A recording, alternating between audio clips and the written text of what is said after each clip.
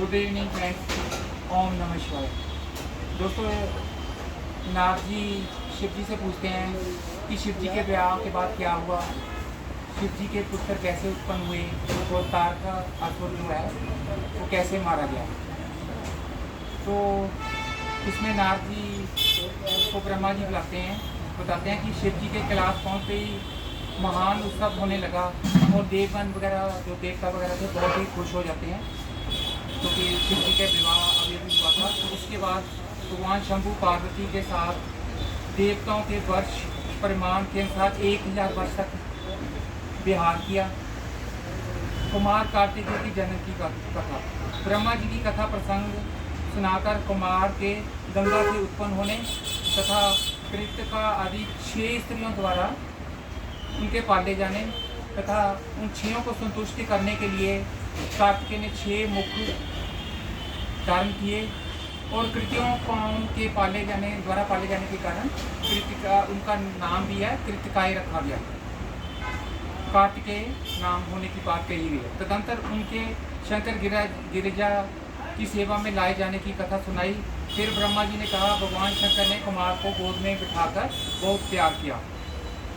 तो देवताओं ने नाना प्रकार के पदार्थ उन्हें दिए, अस्त्र शस्त्र दिए और तरह तरह की विद्याएं जो है कार्तिकेय को सिखाई गई।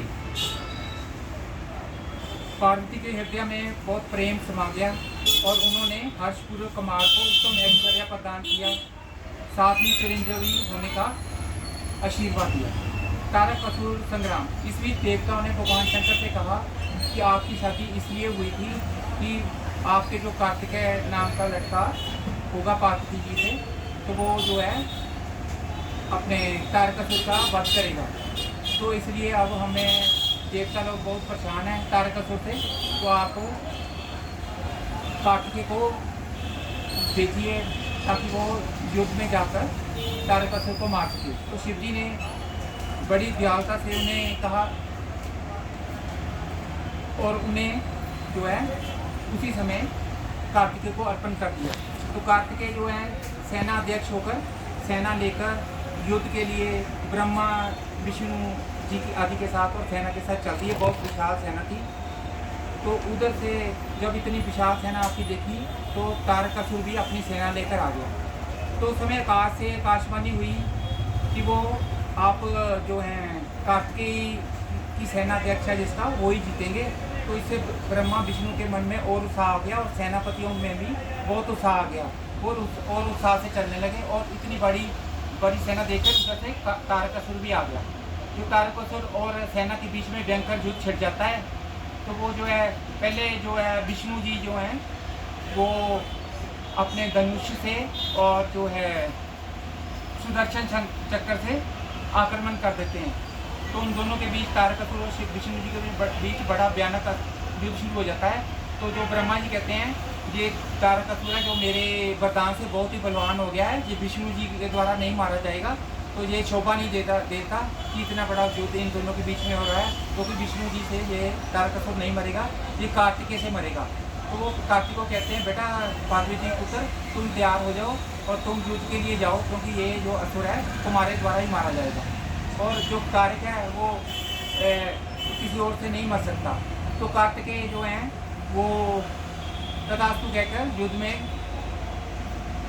चल पड़ते हैं और जो युद्ध में वो है वो बहुत ही भारी आक्रमण करते हैं जो तारक असुर होता है उस पर, और उसके आघात से वो नीचे गिर जाता है, धाराशायी हो जाता है और उसके प्राण पखेरु उड़ जाते हैं। और बड़ी जो है जो साधुगण हैं ब्राह्मण हैं वो बहुत ही खुश हो जाते हैं क्योंकि तारक जो है असुर मारा जाता है।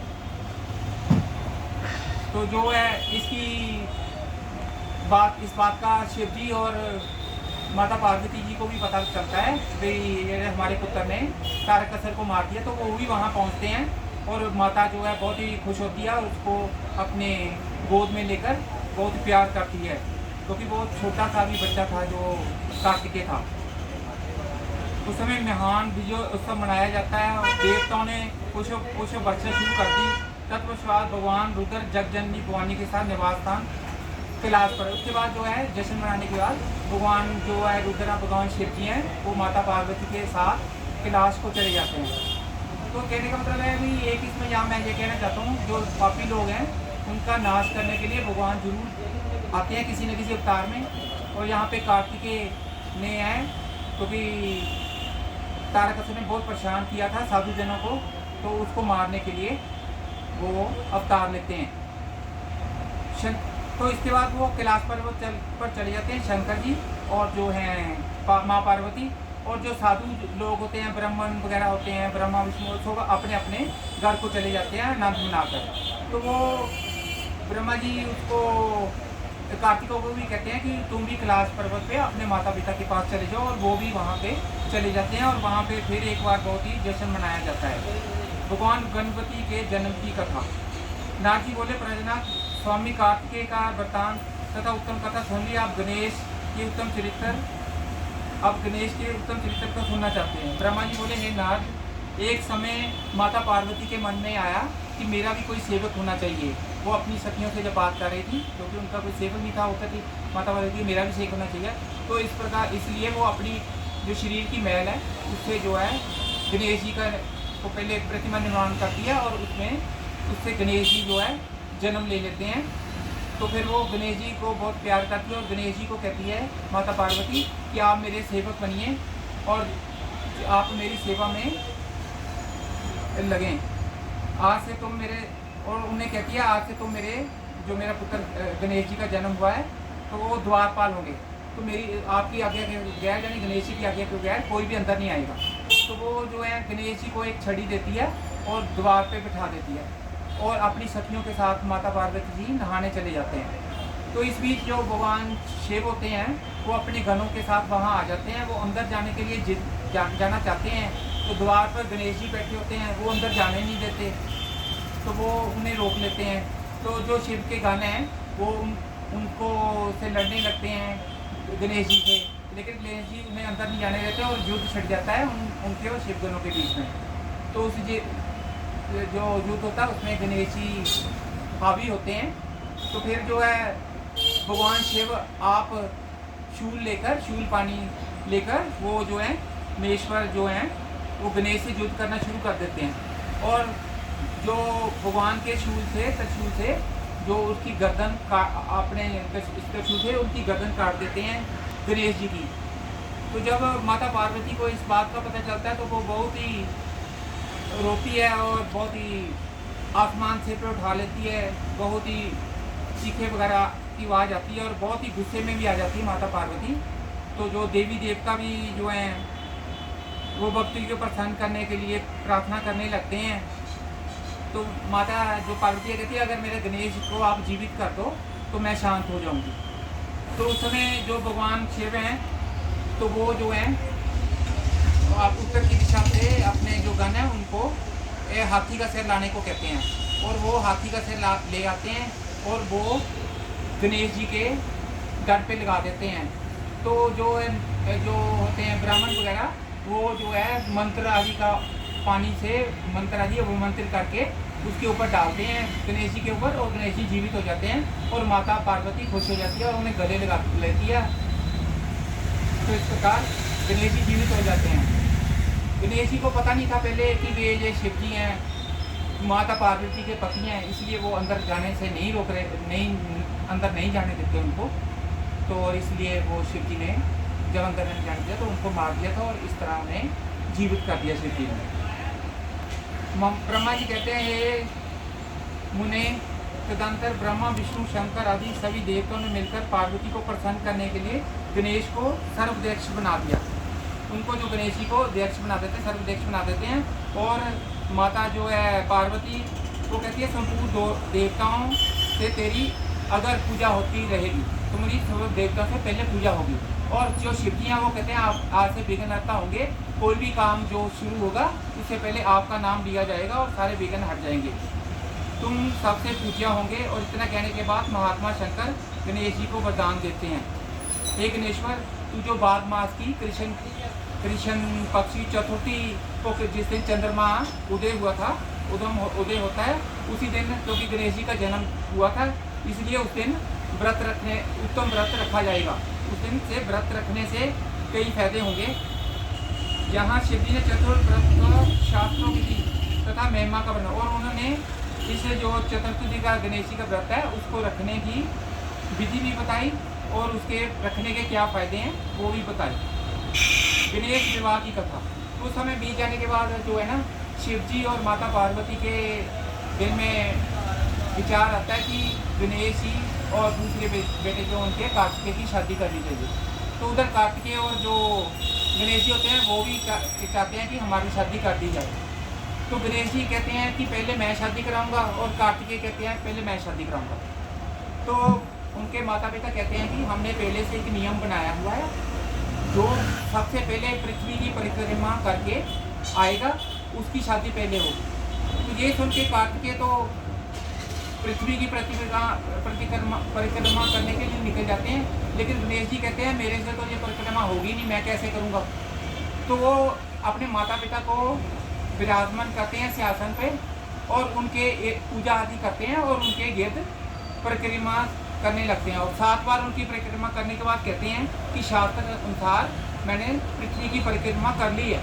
तो भगवान शिव और पार्वती भी उनकी बात मान लेते हैं, और उनकी शादी जो है सिद्धि और बुद्धि से कर देते हैं। और गणेश जी को जो एक क्षेम, सिद्धि से और बुद्धि से लाभ नामक पुत्र होता है। कुमार का कौंच पर्वत पर जाना। इधर नारद जी जो आते हैं वो कार्तिकेय को जब आते हैं तो उनको पंजाबी में कहे तो भड़का देते हैं, उन्हें छल करने की बात कहकर बहुत भड़काते हैं। और कपाल स्कंद माता पिता को प्रणाम करके क्रोध अग्नि से जल जाते हैं, क्योंकि गणेश जी का पहले शादी कर दी गई थी। तो वो कहते मैं तो सारी विश्व घूम के आया हूँ, धरती की परिक्रमा करके आया, तो मेरी शादी पहले होनी चाहिए। वो गुस्से में आ जाते हैं, क्रोध में आ जाते हैं, वो घर छोड़ के जाने लगते हैं। तो घर छोड़ के वो कौन सी पर्वत पर चले गए, तभी से आज तक वो वहीं पे हैं। शिव और शिवा ने काफ़ी मना किया, यानी पार्वती और भगवान शिव ने उन्हें काफ़ी मना किया कि वहाँ ना जाओ, लेकिन वो नहीं मानते। तो ब्रह्मा जी कहते हैं ये ऋषि उसी दिन से लेकर शिवपुत्र कार्तिकेय कुमार ही रह गए।